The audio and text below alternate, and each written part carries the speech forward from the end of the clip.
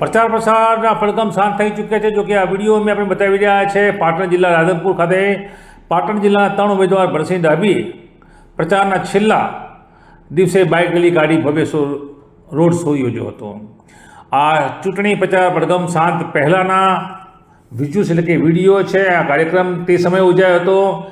પાટણ જિલ્લાના રાધનપુર ખાતે લોકસભાની ચૂંટણીના પડઘમના જ્યારે શાંત થયા છે ત્યારે આજરોજ અમે આપને તે વિડીયો બતાવી રહ્યા છીએ કે જે વિડીયોમાં ભરતસિંહ ડાભીએ રાધનપુર વિસ્તારમાં બાઇક રેલી યોજી હતી, જેમાં મોટી સંખ્યામાં બાઇક સાથે યુવાનો રેલીમાં જોડાયા હતા।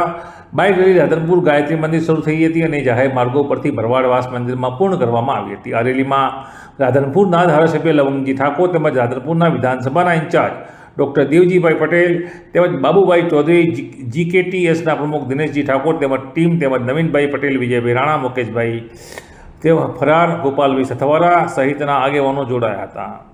ત્યારે પોતાની ચૂંટણી જે પડઘમ શાંત થાય છે પ્રચાર પ્રસાર એ તે પહેલાંનો આ કાર્યક્રમ હતો અને આ કાર્યક્રમમાં તે સમયે શું કહી રહ્યા હતા ઉમેદવાર ભરતસિંહ ડાભી, અમારા પાટણથી વસંત કડિયા રિપોર્ટર સાથેનો આ અહેવાલ જોઈએ।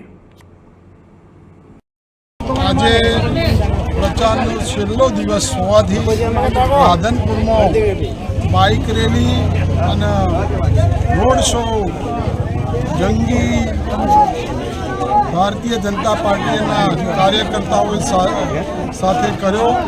પ્રજામાં કાર્યકર્તાઓમાં અનેરો ઉત્સાહ છે।